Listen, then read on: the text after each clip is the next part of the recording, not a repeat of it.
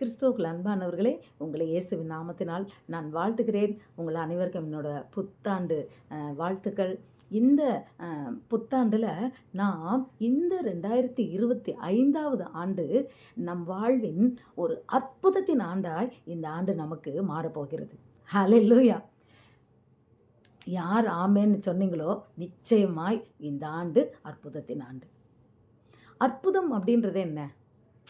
அற்புதம் அப்படின்றது சாதாரணம் கிடையாது, அசாதாரணம். அற்புதம் அப்படின்றது என்னன்னா, அது யூஸ்வலாக நடக்கிறது இல்லை, அன்யூஷுவல். அதாவது ஆச்சரியமா நடக்குமா, இப்படியா, அதுதான் அற்புதம். தாயின் வயிற்றுக்குள்ள சப்பானியா பிறந்து 40 வருடம் நொண்டியா இருந்த ஒருத்தன் இயேசுவின் நாமத்தினால எழுந்து நடந்தான்ல, அதுதான் அற்புதம். ஆண்டவர் ஒரு தண்ணிய திராட்சை, மதுரமான திராட்சை ரசமாக மாற்றினார்ல, அதுதான் அற்புதம். அப்போ இன்றைக்கு நம் வாழ்க்கையிலையும் அற்புதங்கள் நடக்க வேண்டும் அப்படின்னு சொன்னால் என்ன ஆச்சரியம், என்ன ஒரு சூழ்நிலை இருக்கணும், அது எவ்வளோ பெரிய ஒரு சந்தோஷம் பாருங்கள். வரும் நம் வாழ்க்கையில் இந்த 2025 அற்புதம், அற்புதத்தின் ஆண்டு. நிச்சயமாக விசுவாசியுங்கள். எதெல்லாம் உங்கள் வாழ்க்கையில் ஒரு கனவுன்னு நினச்சிருக்கீங்களோ, எதெல்லாம் உங்கள் வாழ்க்கையில் 8வது கனி நிலவு வானத்தில் இருக்குது, நம்ம அதை போய் தொட முடியாதுல்ல, அது ஆச்சரியம், நம்மளால் அதை தொட முடியாது, ஆனால் ஆசை இருக்குது.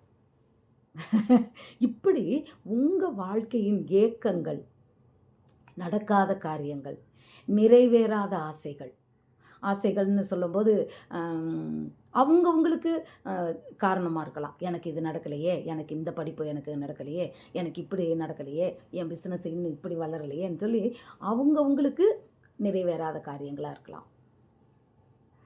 தோற்றுப்போன சில காரியங்களாக இருக்கலாம். இது இனிமேல் நடக்காது அப்படின்னு சொல்லி நீங்கள் கைவிட்ட காரியமாக இருக்கலாம். நீங்கள் ஒரு பிஸ்னஸ் பண்ணியிருப்பீங்க, அது ஒன்றும் இல்லாமல் போயிருக்கும், இனிமேல் இது நமக்கு லாயக்கப்படாதுன்னு அதை விட்டு வெளியே வந்திருப்பீங்க. எதுவாக இருந்தாலும் இந்த 2025வது ஆண்டு அற்புதத்தின் ஆண்டு. நீங்கள் அற்புதத்தை உங்கள் வாழ்க்கையில் பெற்றுக்கொள்வீர்கள்.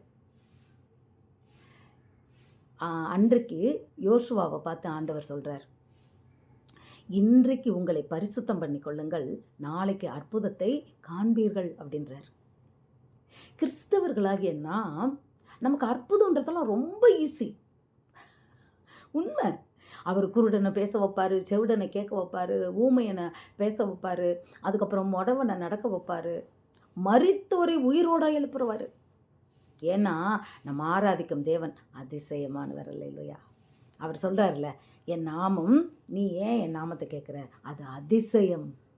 அதிசயமான தேவன் அற்புதத்தை செய்வார், அது ஈஸியான வேலை அவருக்கு. அப்போ ஏன் நம்ம வாழ்க்கையில் அற்புதம் நடக்கலை? நம்ம இன்னும் அற்புதத்தை காணாத படிக்கு அவர் சொன்னார் இல்லையா, இன்றைக்கு பரிசுத்தம் பண்ணுங்கள், நாளைக்கு அற்புதத்தை உங்கள் நடுவில் காண்பீர்கள்னு. நம்ம இன்னும் பரிசுத்தம் நம்மளை பண்ணிக்கொள்ளலை, அதுதான் அற்புதம் நடக்கலை. யார் வாழ்க்கையிலலாம் அற்புதம் நடந்தது? இயேசுவை நெருங்கி இயேசுவிடத்தில் போனவங்களுக்கெல்லாம் அற்புதம் நடந்தது. அப்போது இன்னும் நம்ம இயேசுவை நெருங்கலைன்னு அர்த்தம். என்ன இப்படி சொல்கிறீங்க? நான் டெய்லி பைபிள் படிக்கிறேன், நான் சண்டே நான் சர்ச்சுக்கு போவேன், உபவாசம் பண்ணுறேன், எல்லாமே நான் பண்ணுறேன் அப்படின்னு சொல்லி அப்போ நான் இயேசுவை நெருங்காமையாக இருக்கேன்னு நினைக்கலாம். இன்னும் பரிசுத்தம் உள்ளவன் இன்னும் பரிசுத்தமாக கடவன். சிலருக்கு பாருங்கள், அற்புதம் அதிசயம்லாம் எப்படி நடந்துச்சு, ஒரு சிலருக்கு ஒவ்வொரு மாதிரி நடந்துச்சு இல்லையா? அவர் வேலை வரலன்றாரு. அதனால் ஒவ்வொருத்தருக்கும் அற்புதங்கள் அவங்கவுங்க வாழ்க்கையில் நடக்கிறது தேவனோட சித்தப்படி, அது ஒரு காலத்தில் நடக்கும். அதனால் நம்ம பரிசுத்தம் பண்ணவன் இன்னும் பரிசுத்தம் பண்ண கடவன். பைபிள் நீங்கள் படிக்கிறீங்களா? இன்னும் கொஞ்சம் நேரம் கூட்டி படிங்க. துதிக்கிறீங்களா? இன்னும் தேவனை கொஞ்சம் துதிங்க. துதியில் தான் அற்புதம் நடக்கும் பிரியமானவர்களே.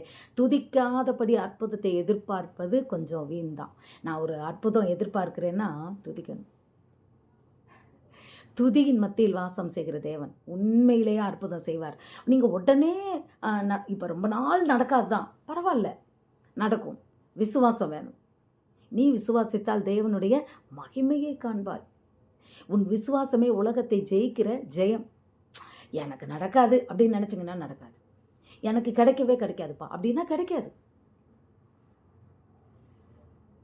நீங்கள் ஆண்டவருடைய நாமத்தை சொல்லி நடக்கும், இயேசுவின் நாமத்தில் இது உண்டாகும், இயேசுவின் நாமத்தில் எனக்கு அற்புதம் நடக்கும், ஒரு அற்புதம் இயேசுவின் நாமத்தினால என் வாழ்க்கையில் நடக்கும் அப்படின்னு அறிக்கை செய்யுங்க. அவர் சொன்ன வார்த்தைக்கு கீழ்ப்படியணும். அதுதான் மெயின். அதுதான் பரிசுத்தம்ன்றது. என்னது? தேவனுடைய சத்தியத்துக்கு கீழ்ப்படியணும். ஆண்டவர் சொல்கிறாரு, இது ஓய்வு நாளை பரிசுத்த குலைச்சலாய் பரிசுத்த குலைச்சல் இல்லாதபடிக்கு ஆசரிப்பாயாக.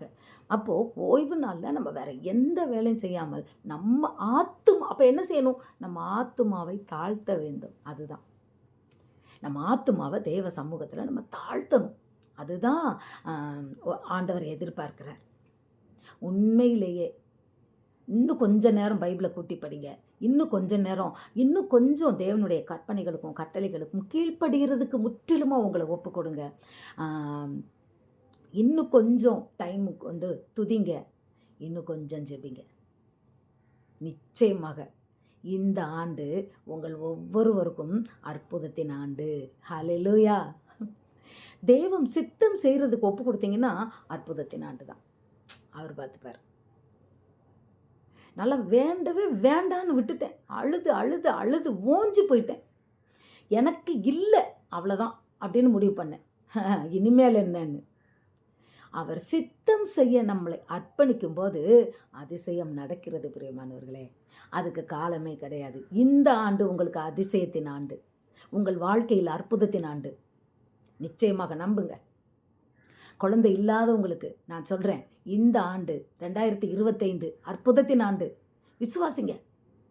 நல்லா பைபிள் படிங்க, நல்லா ஜெபம் பண்ணுங்க, ஆண்டவரை துதிங்க, அவருடைய சத்தியத்துக்கு முழுசும் கீழ்ப்படிங்க. மன்னிக்காதவங்களை மன்னிங்க, அன்பு செலுத்துங்க, தாழ்மையாக இருங்க. கர்த்தருக்கு என்ன சொல்கிறாரோ அதுக்கு உங்களை ஒப்பு கொடுங்க. நிச்சயமாகவே அற்புதத்தை காண்பீர்கள். 2வது, ஆண்டவர் தான் அப்படின்னு முழு விசுவாசம் ஆண்டவர் மேலே நம்ம நம்பிக்கை வைக்கணும். நம்ம எங்கே நம்பிக்கை நீங்கள் தாங்கப்பா. மனுஷங்களை தேடி போகாதபடிக்கு.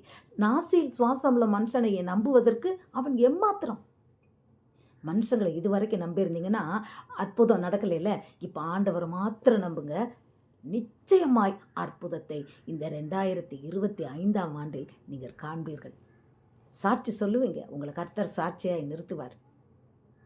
அவருடைய நாமம் அதிசயம் செய்யும், அற்புதம் செய்யும். அவருடைய நாமத்தை மாத்திரம் நம்பி அவருடைய சத்தியத்தை நாம் அறிந்து நாம் அவருக்கு கீழ்ப்படிந்து அவரை நாம் துதித்து அவர் நாமத்தை மகிமைப்படுத்துவோம். நிச்சயமாக இந்த வருடம் உங்களுக்கு அற்புதத்தின் வருடம்.